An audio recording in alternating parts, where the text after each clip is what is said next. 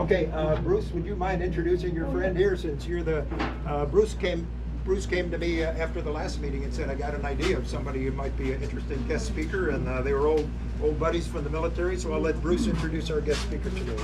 So our guest speaker today is Mike Vaccaro, who I've known for quite a while. He's been my mentor, really. He helped me find my RV4, pre-buy it, taught me to fly it, taught me to maintain it. So I'm very grateful for that. And when I have a problem with maintenance, he's the first guy I text to say, what do I do next? So Mike was an Air Force pilot for many years, F-4s and F-15s. True that. I don't know that. A little bit of operational test stuff too, so he's got a real kind of analytical mind. He also is some sort of computer geek scientist way above my level, but he's also got a very good team. His big project that he's won a couple of EAA Innovation Awards is this fly on speed, an oral angle of attack system that if he doesn't tell you, I can tell you. He's basically trying to get back to his F4 roots, where he used to fly that airplane on the tone around the corner. So, Mike, I don't want to steal any of your thunder, so Mike Vaccaro, everybody. Oh, cool. Well, thank you. First thing we're going to do is an audio-visual check, and hopefully we're not going to fail epically in front of a crowd. This happens later in life, guys, unfortunately.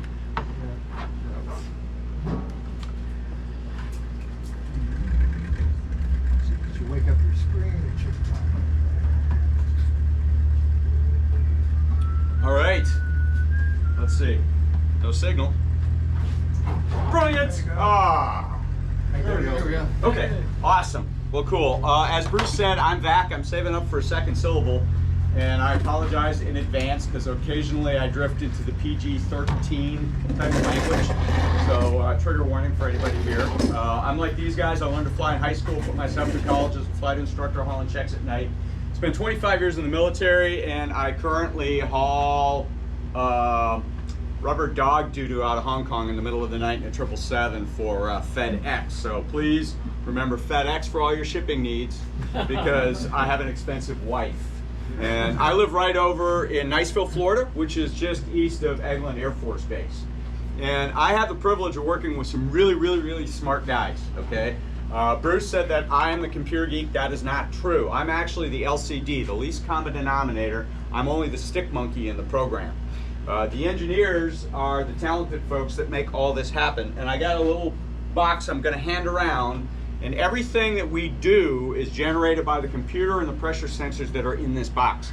So you can take a look at this. My only request is we can't get this hardware anymore. It was a victim of COVID.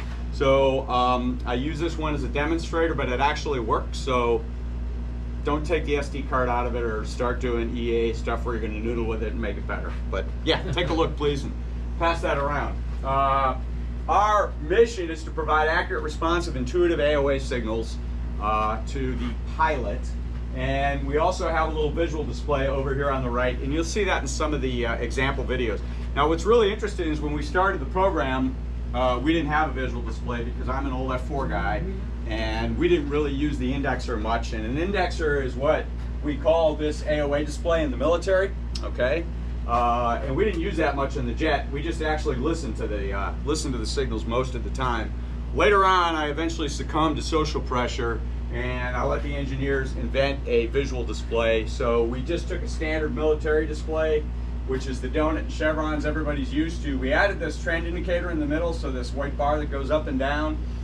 These pips are actually in LRD max condition, because in a straight wing prop, okay, on speed is not LRD max. It's actually min power required. It's a different AOA, so we can get more tactical utility out of the system if we know where LRD max is and where on speed is. And then this is just a % lift indicator up in the top, okay?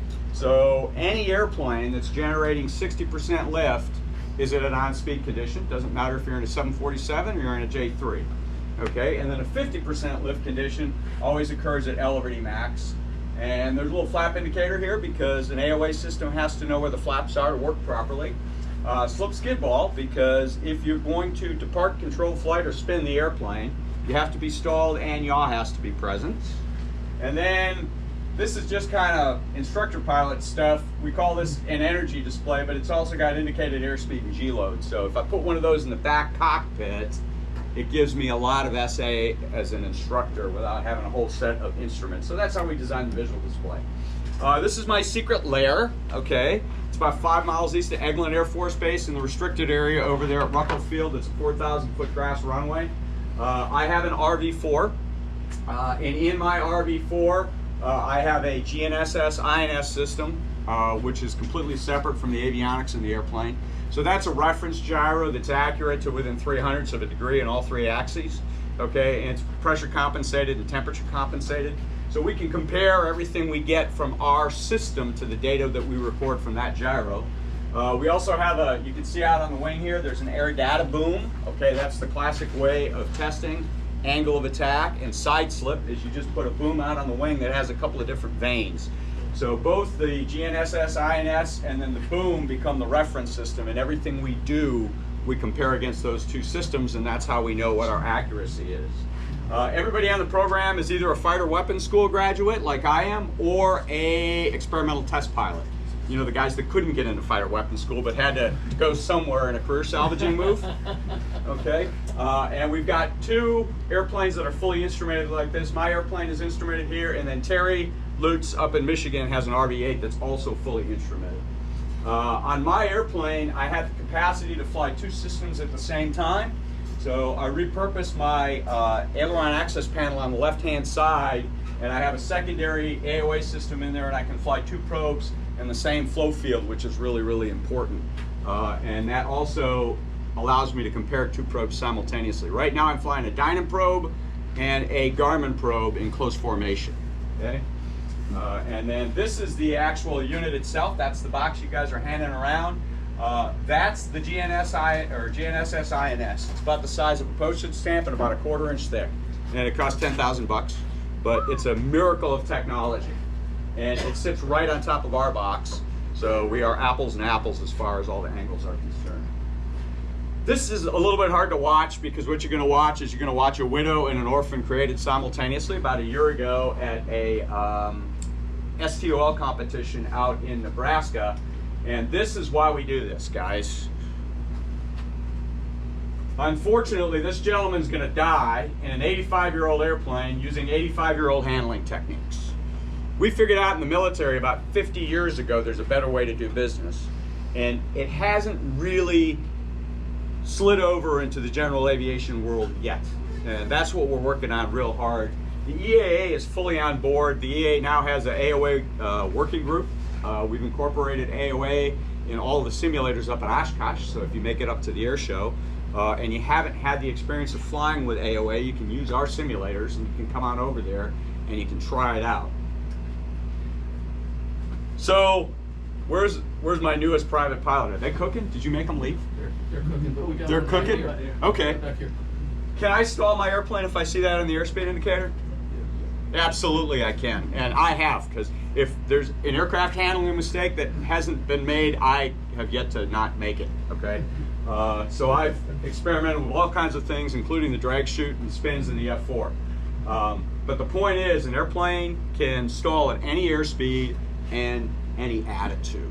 So do you guys know how we can compute a stall speed? It's equal to your actual stall speed at your density altitude and your gross weight times the square root of your G load. So if you got a really good head and you can compute it real time, you can adjust your indicated stall speed for your G load. But that's a little bit hard to do. There's a lot easier way to do it, okay? So this is me intentionally stalling the airplane at 100 feet, overshooting final. Okay, now, again, restricted airspace, planned this in advance, Eglin knew what was going on. But the point is, we do this, and when you have a lot of SA in the cockpit, Negative energy state. Big negative energy state getting into the stall warning. There we go. AOA correction. Pushing the AOA and the power up. Correct it back to non-speed condition. and we'll stop that right there. But the point is you can hear that the radio and the AOA tone coexist simultaneously. We get a lot of feedback because people go, oh my God, I don't know if I can handle a radio and I can handle this AOA tone going off in my headset at the same time. What it turns out ergonomically is your brain does a remarkably good job of processing both of those signals simultaneously.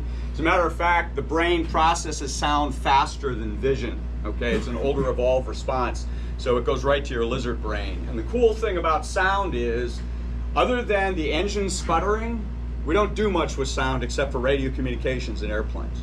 But how many times you guys had like a little bit of water in the fuel, and all of a sudden the engine will just for a second, you pick that up instantly. It's amazing how fast your brain can process sound. So that's why we chose to use it. We did not invent any of this, okay? I used to fly this airplane. I got about 2,000 hours in F4s, and it's the Harley Davidson of fighter planes. It's really noisy, it goes really fast, and it can't turn. So Burns a lot of gas too. burns a lot of gas. And as a young lieutenant in the late 80s, you were always at a huge tactical disadvantage in a fight. But it had some interesting design characteristics because it was built for the Navy. It had to fit aboard the hangar deck in an Essex-class carrier way back in the day. So the bottom line is it never had enough vertical tail on the airplane to ensure that you had really good directional stability. So Mac Air did a whole bunch of things. They canted the tail down. They put big bends in the wing. They did everything they could, but above 20 degrees angle of attack, the airplane just simply went for Mr. Toad's Wild Ride. And you just didn't know how it was going to quite end. So the Air Force used this airplane to create a lot of smoking holes in the desert over the span of about 10 years and finally got tired of doing that. So people were departing control flight regularly. So the Air Force in the late 60s, about 10 years behind the Navy by the way, finally decided that, hey, there's got to be a better way to do business. So they actually hired Bert Rutan, fresh out of engineering school, and a bunch of other folks to work with Mac Air to improve the angle of attack system in the F4 and then make some training videos and everything else to go along with it to get the word out to the guys in the field how to fly the airplane. So what they did is they invented a angle of attack system that you're going to hear, and I regret that we're actually not hooked up to speakers. So we're going to hear it from my computer. We could put the mic next to your computer. Okay, well then, will you do that for me, Ralph? Yeah. When the time comes, not right now. Like, you could probably do it from right there. Thank you. Okay, but it allows you to hear your angle of attack. And obviously in a jet, you're maneuvering fairly violently as you do it in a dogfight. So the system had to be really, really good, and it actually was really, really good. And what we've done, our team has just reverse engineered that process, and we're bringing it over to civilian aviation along with some other features that we have in there. Okay, angle of attack, everybody knows what angle of attack is, but an easy way to think of it is it's the difference between where I'm pointed and where I'm going. Okay, if you have an advanced flight display in your airplane, and some guys have an EFIS, you'll have a flight path vector. Okay, so real time, if you're coming in to land, you can look at the difference between what we used to call the whiskey line, because it's shaped like a W. That's where the airplane's pointed, and that's where the airplane's going. The difference in those two, that angle is actually your effective angle of attack. Now, we get carried away in training and academics and everything else, and we talk about what angle of attack is, okay, and there's different ways to measure it. Absolute angle of attack, geometric angle of attack, body angle. Do we care as pilots? Nah, we don't give a lick what the angle is we're measuring. We just want to make sure that it's accurate, okay, within some sort of a baseline. Anything in red is going to be on the quiz at the end of the brief, okay? So the big takeaway is the wing doesn't care how fast you're going. It only sees angle of attack. That's the only operational parameter a wing sees. So when you get down to doing all of the physics, that's the most important element. For some reason, 150 years ago or 120 years ago, when the debate started, we decided to put an airspeed indicator in the airplane instead of an angle of attack indicator in the airplane. That was a mistake. Okay? So we're trying to fix that mistake. But something else that we can teach real fast with the right angle of attack system is something that we like to talk about in the military, and we call it energy maneuverability. Okay? And really what does that mean for a pilot? A lot of times, like if you get into Chapter 4, the Airplane Flying Handbook, there's a great Physics 101 discussion in there about energy is power converted into some combination of altitude and airspeed. Well, that's great, right? And we can drop a tennis ball off a building and we can figure out how long it takes to hit the ground. But as a pilot, I don't really care. All I care about is what can I do with the energy I have right now, and if I don't have enough energy, how can I get more? It's really that simple. So we don't even have to get into that high school physics discussion when we talk about energy maneuverability. And if we had the right angle of attack system, I can do that without any math at all by just listening to a tone. So that's what this system is all about. And it's actually the only system out there that does this. Garmin doesn't do this, Dynon doesn't do this. Alpha Systems doesn't do this. This is just stuff we learned in the military. It would be nice if we could get it in all angle of attack systems. So here we go. I am a proud history major, okay? So I'm always outnumbered and surrounded by engineers in every meeting I go to. But the important takeaway for pilots is angle of attack doesn't care about gross weight, doesn't care about your G-load, doesn't care about density, altitude. Your critical angle of attack, the angle of attack that the airplane stalls, is always exactly the same. Doesn't matter if you're right side up, upside down, Leadville, Colorado, on the beach in Florida, max gross weight, single person in the cockpit, critical alpha for a given flap setting is always the exact same angle. All right? Really, as a pilot, the way I like to teach energy management, the first time we get in the airplane and we fly together is I go, look, there's really only 3 energy states that a pilot cares about. You either got it, everything's balanced, or you need more of it, okay? So we like to say energy's positive. That means that I've probably got more thrust than drag. The airplane can go up, it can speed up. I can say energy is neutral, and that's a magic condition. That's where thrust and drag are balanced. That occurs at a condition in the military we call on speed. Now it's kind of funny, why would we use a term that has the word speed in it to talk about angle of attack? I have no idea. I did not invent that problem, okay? But when things are balanced, we're at an on-speed condition, and if we are at a negative energy state, okay, that just means we got more drag than thrust, okay? So if you took your private test and you learned about all the different 4 forces, that's about all we need to know of those 4 forces as a pilot, because if I know that real time, I know exactly what to do with the stick, and I know exactly what to do with the throttle. So we could take and use 3 tones that McDonnell Douglas came up with to determine those 3 energy states. So in other words, this computer is doing all the math for you. All you have to do is listen, move the stick, and move the throttle.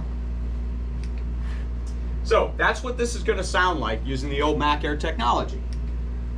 As the angle of attack increases at L/R max, tone's going to start. Can you guys hear that in the back? Go steady on speed.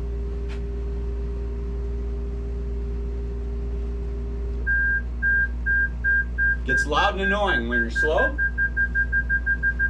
until you get to stall warning, which sounds exactly like a stick shaker or a pedal shaker if you've ever flown a big airplane, okay? So that's what the tone pattern sounds like. And this is how a pilot flies it, okay? Now typically, most of the time in general aviation, you're just going to think about on speed as a condition for approach and landing. So we want to come in on speed to land. It's your VAP, okay? It's not your VREF. It's the only condition you need for approach and landing.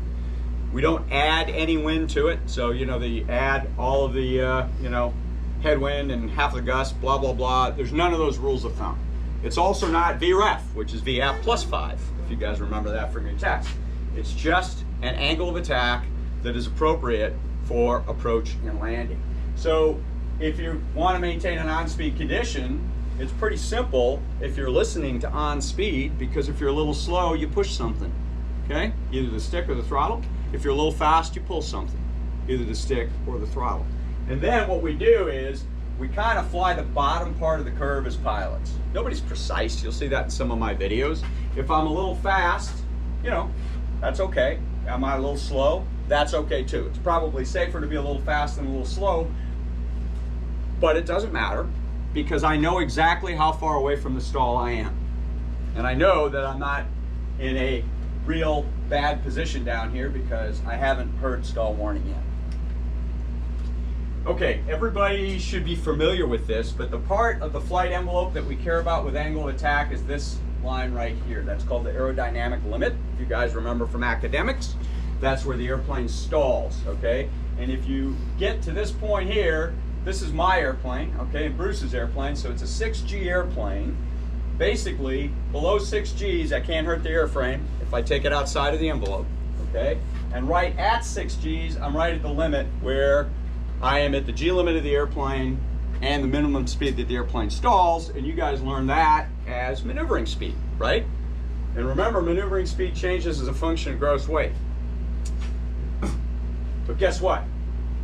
The stall angle of attack does not. That's the cool thing. And we'll see an example of that in just a second, okay? So critical angle of attack. Everybody's familiar with what happens when the wing stalls, right? I love this picture because it's a picture from like 1938 in the NASA wind tunnel. But I think that once you see that picture, you go, okay, got it. Now I know what a stall is. Okay? So the most important thing is that the stall angle of attack is going to always be the same. Never changes, right? We already talked about that. Doesn't matter whether or not you're in ground effect, density L2, G load, gross weight, day of the week. Okay? No matter what your religion is, it's always going to be the same angle. Okay? And like we talked about, an airplane can stall in any attitude, any speed. And here's where pilots get into trouble. We see pitch because we look out the window and we are visual apes. Okay? Our visual system tends to override just about everything else that's happening in our body with our other sensory perceptions. And what happens as pilots, because we spend so much time around 1G for the most part, is we tend to confuse, or conflate is the right word, pitch with angle of attack. And the two are not related, okay? They're sort of related, but not really from an operational standpoint. So we see pitch, but we feel G, okay? And that we feel in the butt, right? Or we have a G meter in the airplane. But the wing only sees AOA, and AOA responds to G. And this relationship right in here, Who Read Stick and Rudder by Wolfgang, can't pronounce his last name. Right, there you go. All right, that's all Wolfgang is trying to get across in the first 70 pages of that book, is those 2 bullet points, okay? So, what I'm doing in this case is I'm stalling the airplane at 6 Gs. And what I want you to pay attention to is you can see my standby airspeed indicator over here. So I'm at about 150, 155 indicated. I'm gonna roll the airplane, and then I'm going to put a lot of G on the airplane really fast, about a 3 to 4 G per second onset rate, and I'm going to hold it there. You're going to hear the stall warning, and you're going to see the airplane stall. And the way you know an airplane stalls in an accelerated stall is the nose stops moving across the horizon, okay? But watch where the airspeed is, because it's going to be about 130 to 132 indicated when the airplane stalls. Loaded. It is 12:05, 2173 degrees Fahrenheit, 28.8. Standby. Dynamite. 3, 2, 1. Accelerated stall. I'm old.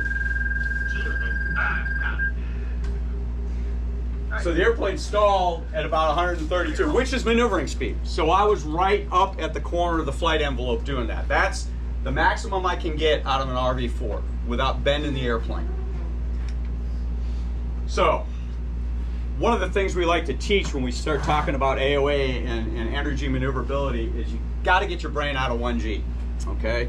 Because if you think at 1G, you're making a mistake. Because even if you overshoot, let's say base to final, okay, and you go to 45 degrees of bank, and you're flying 45 degrees of bank, you're still pulling 1 point, what? How many Gs?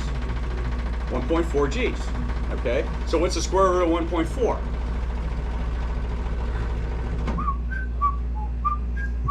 Doesn't matter.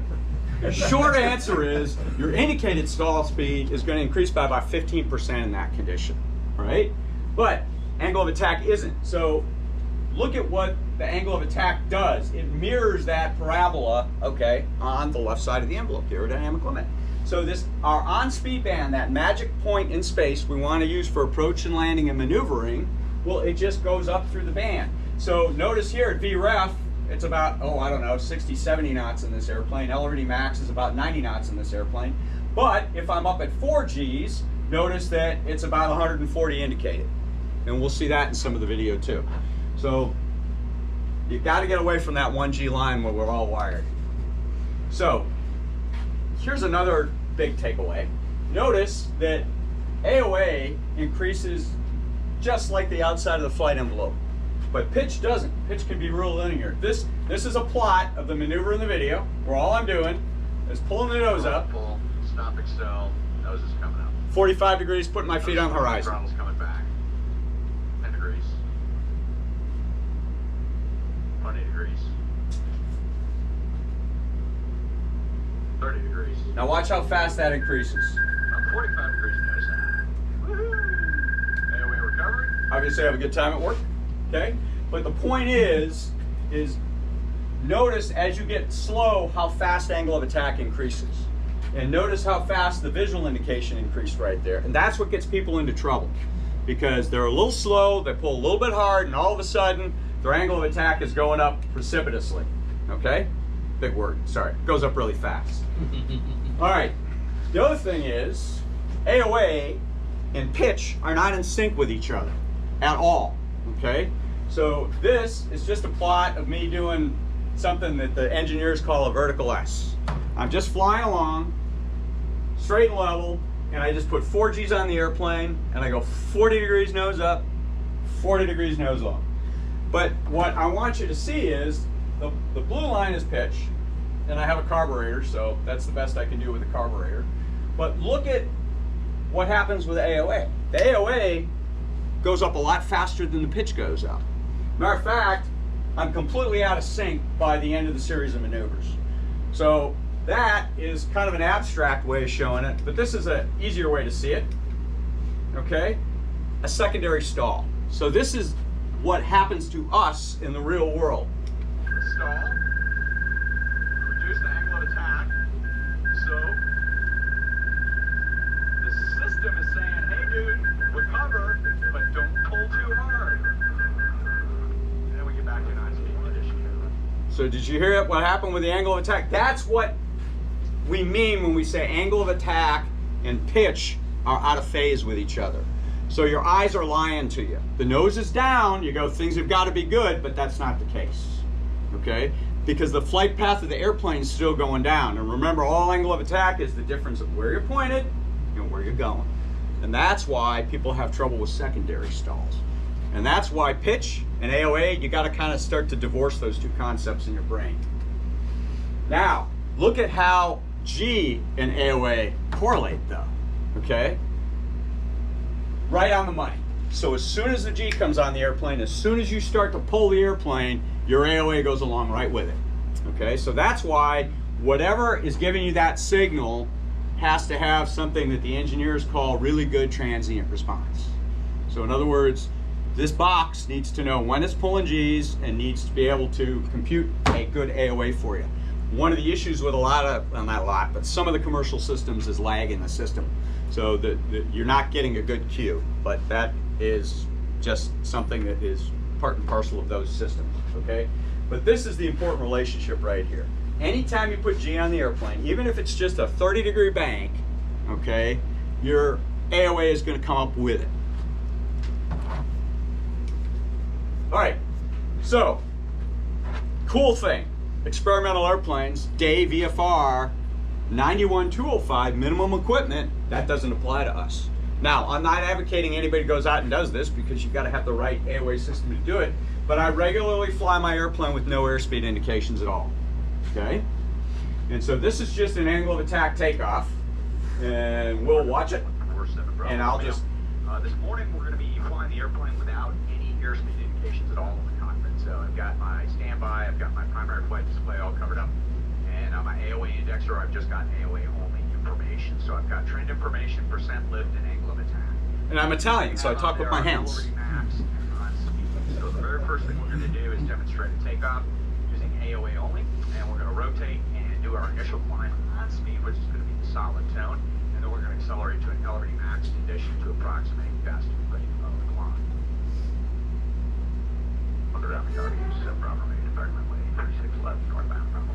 So for those of you who didn't hear, I rotate and initially climb on speed because that's best angle of climb. Attack volume is turned up.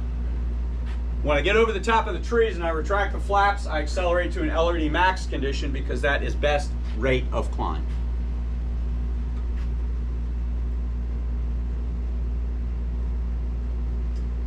you'll hear the tone come on backwards. As we begin to accelerate, we're actually going to hear the angle of attack tone come on in reverse. Super The very helpful. First thing we'll hear is a stall tone as the airplane accelerates. And there's an on-speed condition. So that tells me it's time to rotate. Now we're going to climb initially on speed until we clear the obstacles. We're going to retract our flaps, and then we're just going to accelerate to an LRD max condition. So that's the trend indicator aligned with the pips. It's also the start of the fast tone. So that's how I can use a that's how I can use an angle of attack system for performance-based cueing on takeoff.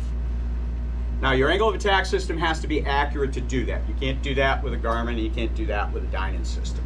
Okay? No, you can't. And that's an issue. And if you get on like how many RVers we got in here? Yeah. Okay. We're taking over the universe. We apologize. But if you get on Van's Air Force, we go and I only write in the safety section on there, but we sometimes get into a little bit of a luff theory, which is a fighter pilot term for a fight where we're both stuck across a circle from each other, because a lot of folks will go, well, the AOA systems have all these different problems, and they do, okay? But that's why we engineered this, because it doesn't. So anyway, here's some basic maneuvering. I'm out in the area. This is Eglin Air Force Base, by the way, right over here. This is our 2914 right to the north. I am totally blessed because the controllers at Eglin hook me up constantly, let me use the restricted areas, and I fly single seat, so I've got them checking my 6 all the time, which is fantastic when I'm doing flight test work, and I very seldom leave the Air Force bubble. So I fully appreciate what you guys have to deal with for Navy airspace over here, and God bless you. Okay, now let's just roll into a relatively steep turn. And I'm only at about 110 miles an hour indicated, but notice I'm already in an on-speed condition. See that? Okay? And that's really important. Okay? If we were to just continue to pull, notice how we get the slow and the stall warning tone well before the airplane actually stalls. All right, we'll let our airspeed decrease. Let's get into some sort of a steep bank here. Pull our power back. And notice, as soon as the G comes on, I'm already in the slow tone, even though the airplane's accelerating and going down. Okay? How do you like that? I'm accelerating and I'm going down and I'm in the slow tone at the same time. And there's our accelerated stall. For instance. Oops. Didn't do that. That's all right. We'll skip the loop. And then here's how it works in the landing pattern, okay? Because that's where everybody's going to use AOA all the time. Like, you know, not everybody's out flying acro, okay? But it's going to keep you honest in the base term, all right? And I will be frank, I only fly overhead patterns and I just get out of everybody else's way. And the reason that I do that is because my energy, from the time I am on initial over the numbers, I can always land my airplane, period, end of discussion. I don't need an engine to do it. Okay, it's also easier to fly a military style base turn because I'm not configuring the airplane. I'm not changing anything. All I'm doing is flying a constant angle of attack. I'm managing my glide path with my left hand, and I'm managing my ground track with bank. And all I'm doing is concentrating on flying the airplane. So, and I am a civilian flight instructor, and I fully understand how everything works in the civilian world, but making 2 different configuration changes, 3 different airspeed changes, and flying outside of a position where I can make a forced landing if the engine quits now just doesn't make a whole lot of sense to me. So in my personal flying, I fly the airplane this way. So this may look aggressive, it's actually not. It's actually fairly straightforward for anybody that spent a lot of time doing this, and it's perfectly safe. I don't have any airspeed indications in the airplane. All I'm doing is low approach to what we call a closed traffic pattern, okay? And I'm going to pull up onto a downwind, and I'm going to use LRD max on downwind because LRD max is below my VFE where I can put my flaps out. I'm going to do my standard gumps check, and I'm going to roll off what we call the perch in the Air Force, and the Navy calls the 180, and everybody else calls it the spot where they start the base turn. Okay? The good news is we're winning the acronym wars though because perch is starting to get into some of the civilian stuff. So we got that going for us. But this is just a normal closed pattern and a normal full stop. Notice I'm just flying about LRD max. because the RV's got such a tight turn radius, I gotta drive out to downwind a little bit.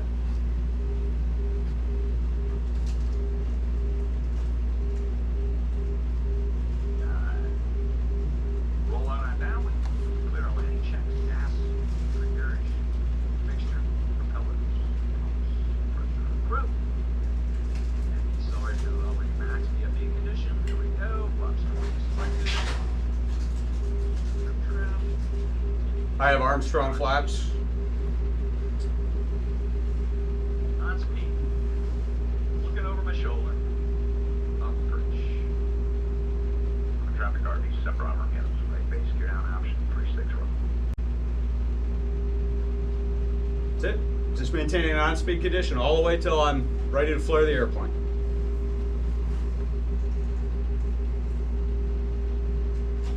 Like I said, nobody's perfect, so I'm a little fast on speed, a little fast on speed.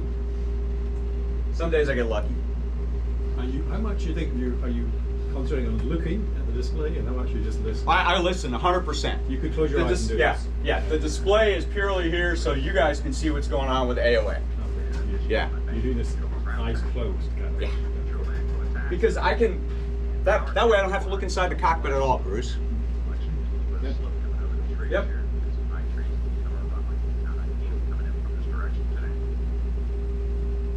Is what it is. A little bit of slip, up over the top.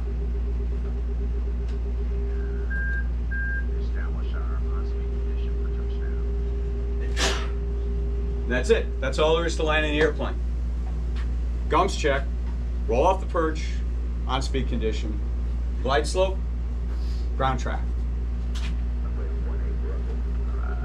Actually, let's hold on this one for, whoops. Hold on this one for just a second. Some of the other discussions sometimes too is about, well, how responsive is the angle of attack system? This just happened a couple months ago, right before Oshkosh. I was doing another demo, and my airplane's got almost 2,000 hours on it, and it turns out that the little stop on the side of my seat where I lock my flaps was getting pretty worn out. Okay, so what's gonna happen is I'm just flying an intentional low approach, but the flaps are gonna go from flaps 40 to flap 0 instantly. So watch what happens to the pitch of the airplane, and hopefully you can hear the AOA tone, but it actually keeps up. Oops. Try that one more time. All right, try this one more time. Recover. Selected fast, mixture's rich, and on the go. Hear that? That was an instantaneous flap retraction. Retracted there. Photographic RV sub Bravo is on the go. Left close traffic runway 18 run. Because I'm a test guy, I went and did it twice, okay, just to make sure that it was in fact broken, all right? But that's how fast that happens, and hopefully you saw the nose pitch up just a little bit. That's natural, okay, because remember your aerodynamic center moves with your flap, okay? So the flaps go up instantly, airplane pitches up instantly, and then did you hear the spike in the angle of attack, that slow tone? But the point is the system kept up with it, and really kind of a non-event, you know, and standard when something really bad happens to me, my first reaction is always, well, that's interesting, and then go from there. So that means also that if your system doesn't have a flap position indicator in it, you're at a tactical disadvantage. So it's really important with an angle of attack that the system knows exactly where the flaps are. Okay, what about turbulence? I get this one, or you see this one on vans all the time. I can't do any better than this. This is what we classify as severe wind shear in the Air Force, or at the airline rather, okay? And it is an instantaneous 15-knot change in wind, all right? And it was just a winter day after frontal passage, and I'm coming in to land, but what I want you to see is I accidentally happened to have a camera that day on the standby airspeed indicator, purely for a different data point. But watch how noisy the airspeed indicator is, and listen to the AOA, because a lot of people go, well, AOA is a really noisy signal. Yeah, so is airspeed.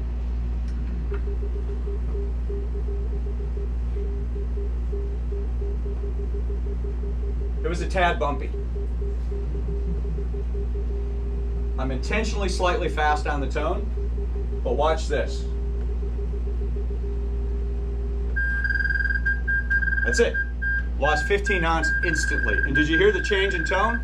We went from a fat, dumb, and happy, on speed, slightly fast condition to holy cow, we're in a stall. That fast. And it took me a while to stop the airplane because that whole sequence of events caught me completely off guard. All right? But that means, you know, that's why we're up there testing this thing at 6 Gs. We're not testing it because we expect you guys to fly at 6 Gs. We want to know it works at 6 Gs at high G onset rates so that when you run into this, we know that you're getting an accurate AOA signal in the airplane. So if you have the right system and you know where LRD max is, that's a maximum range condition, best rate of climb. On-speed condition is optimum for all your maneuvering. The way we say that in the fighter world is we say your excess specific power is 0, which is a fancy way of saying your thrust and your drag are balanced for wherever you have your throttle set. And that's all you really need to know. It's optimum. That's it. Okay? It's maximum angle of climb, maximum endurance glide. We use it for approach and landing, and then of course we've got stall warning. That's just like you're used to with your normal stall warning in the airplane. That 20 pulse per second tone comes on 5 knots before the stall. So that's always there. Okay, and this is what we're trying to achieve. This is my buddy Terry, who is a lot better pilot than I am, with his RV-8 up in Michigan, flying a perfect traffic pattern, which never happens to me.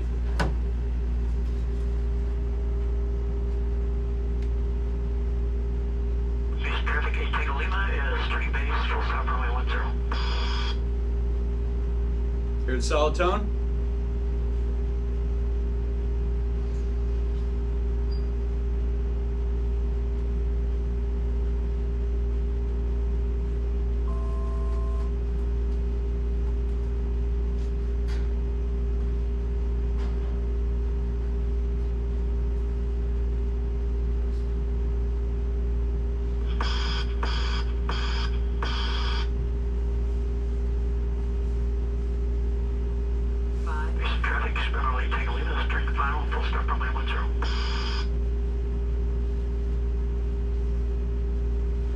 I'm jealous he never gets off the tone.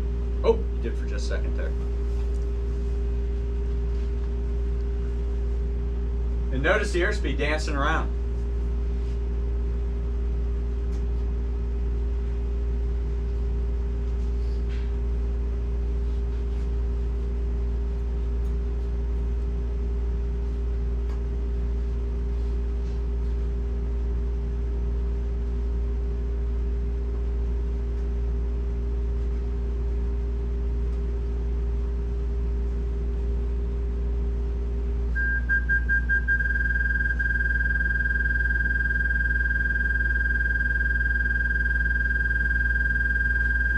So, tail dragger. So he's going to land in the stall tone. Makes perfect sense. Something else our system does too that I didn't put in the brief today is if you have a stereo headset or a stereo intercom, we take the tone and we move it in the sound field with the ball. Okay, because your brain is really, really good at detecting the direction that a sound comes from. We found that out in the military. And we just move the tone. So if it moves a little bit to the left and you're looking over here and you hear the tone go to the left in your headset, you just step on the tone the same way that you step on the ball. Okay, bring it back to the center of your sound field. Okay, and that will help you with your yaw indication as well. The other thing we added in here is there's an overruled warning system. We copied out of the F-15. So it tells you when you're up at the G limit, and it knows if you're rolling or if it's a straight pull, and it just applies the appropriate limit. You don't care as a pilot if it's a symmetric or an asymmetric pull. You just want to know you're at the limit. The other thing the system does is it tells you when you're at VNO or VNE. Okay, so you've got an airspeed warning as well. It basically allows you to listen to the entire flight envelope. So that's a lot. Okay, we actually call this green eggs and ham syndrome because I showed you all this stuff in a video, and I'm sure you're still thinking, ooh, wow, I don't know. So what we recommend is you just get one and you go out and you try it, okay? Because until you try it, you're not going to know exactly what it is where you're missing. But this is where to find us, okay? So this is our website, and this is our YouTube channel.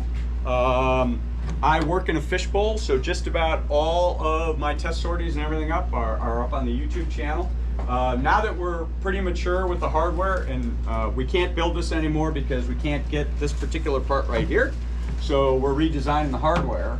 But we're starting to go into more of a training mode and less of an engineering development mode, to just to help get the word out. But if you ever have any questions, you're welcome to email me anytime at vac@flyonspeed.org, and we are happy to help folks out. It's interesting to see the just general different level of knowledge. How many folks in here actually have an AOA system in their airplane? Cool. And you're 100% confident you got to calibrate it, right? Yeah. Exactly. I know there's an issue. One of the things we learned early on is we did a test where we sent 10 systems out to 10 pilots to record them calibrating a Dynan angle of attack system. Out of 10 pilots, including one experimental test pilot, how many people calibrated that system right? Any idea? 0. Well, we had one guy do it, and he was a T-38 Fate. So anyway, and he got lucky. So the point is, these systems can be difficult to calibrate, so we have automated calibration with this one. That's great. Yeah. Calibration is challenging. It is, and it still requires a little bit of piloting, because you got to go to Vmax as fast as the airplane will fly level, hit a button, and then just slow the airplane down and stall it. But then it captures the curve and it computes all your angles of attack for you, and then you can go in there as a pilot, and if you go, hey, I want my on-speed band to be a little bigger, or I want to slide it a little bit down, and I want a little more energy on final, then just move the AOA set points to do that. Yeah, so we have cracked that nut, and we've cracked it also with the little internal IMU that we have in here too, so we're no longer dependent on the EFIS or anything else. We could just have this box in the airplane, and there you go. It's So independent. yeah, independent. You yeah. don't need any other hookups to your No. pneumatic system or nothing? Well, no, you need to hook up pitot and static and your P45 or your offset pressure, and that's what we're doing, is we're measuring offset pressure. So I brought this over. We call this the dirt cheap probe. It cost me $10 to build this one. Okay, but we're just measuring these two pressures. So this is your normal pitot pressure, dynamic pressure, the engineers call that, right? And then this is just an offset pressure. Now, and we just call it P45, and when I built this, I bent that tube, wait for it, 45 degrees, purely random, right? And then, after flight testing it, I discovered that pressure signal was noisy because of the angle of the tube, so I just put a little tiny bullet head on there, and then I drilled a little 40 hole in it to just damp that pressure down. But all the system does is it measures the two pressures, and you can see as your angle of attack changes, those two pressures change. The engineers call that coefficient of pressure. VAC calls it pitch. Okay, so that's all the system is doing, is measuring those two pressures, and it's using these two pressure sensors right here to compute that differential pressure, and then it's just using that to go, hey, your angle of attack is. And then it uses a cool little MIDI interface in here. And if you guys are into computers or anything else, you know MIDI's all associated with music, because we're using a tone that's going to be on in your headset all the time when you're in the traffic pattern. So when things are good, it's a really, really pleasant tone. And when things are bad, it's a really, really annoying tone. So that's how that all works. Anybody got any questions about anything? So you're a non-profit, but you're going to try, when you got your hardware coming through and you're going to sell these, at what price do you think? Well, okay, so that's a great question, Bruce. We don't know yet. Okay, this costs $250 to build. So we're trying to engineer around that price point, and then we're going to work with another nonprofit, believe it or not, nonprofit manufacturer. Okay, and then hopefully we'll be able to do some sort of batch production. That's not going to happen until next summer, next fall at the earliest, because when this design got blown out of the water by COVID, we just started from scratch.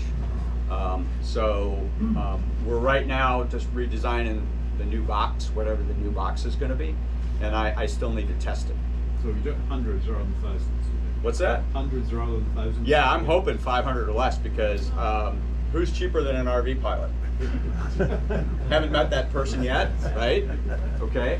So we know, I mean, it's like the Alpha Systems is not a bad AOA system, but it's $2,500 to put in the airplane. And it's really hard to convince somebody that doesn't have any experience with angle attack to go out and spend $2,500 to put a system in their airplane.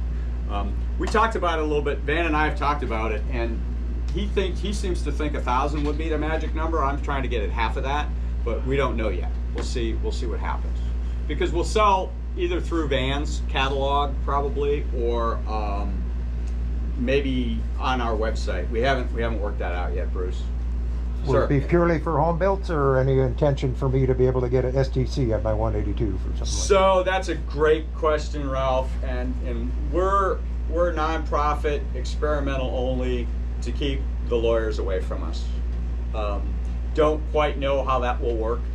Do know the FAA allows you to 337 as long as you don't touch the aircraft pedostatic system.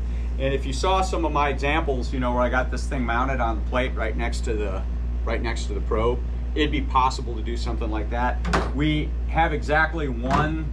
We did one 337 for one Cessna Cardinal, just to test it in a certified airplane using, believe it or not, this probe, because I didn't know this, but a Cessna Cardinal doesn't even have a real pitot tube on it. It just had a bent tube like that, at least the A model did. So that's what we put on that airplane, and it worked. But that was through the local FSDO and the local IA that were both willing to play ball on that. And then the system was subsequently taken out because the airplane got sold. So that's it. I know that's the long answer, but there you go. Sir. And so these sub connectors running wires into an intercom, basically. Yeah, exactly. And the power Yep. for the box. Yep, power, box, intercom. If you have a EFIS, we also take an EFIS signal, because what this also does is this little SD card in here, this is a 50 hertz flight data recorder. Okay, so super handy for flight tests. Like in my airplane, it's really neat because that boom on the wing, that transmits wirelessly to a chip. So that boom data, the data from the GNS, INSS, and the data from my EFIS all end up on the same card. So when I'm done with a test flight, I just go in using Wi-Fi and I download all the data to crunch it. You let me fly in Spain one time, just so it gets to get my opinion. And if you're wondering how long did this take to really wash out all that 50 years of flying on airspeed, I mean, one flight was all it took. Yep. I was doing some nice, wing over maneuvers, came back in the pattern, round final, and you just got your head cranked around looking for the numbers, when you hear all the way around, so very intuitive to pick it up. It's one flight transition. It's so intuitive you can teach yourself how to fly. You don't even really need an instructor to teach you how to fly. So, and like I said, we didn't invent this. McDonnell Douglas invented this. We're just trying to get the word out. We started this project just to show people what was in the art of the doable. We were kind of hoping that maybe the manufacturers would notice. They haven't. So anyway, we're going to continue plugging away. But I really appreciate everybody's time. Thank you very much.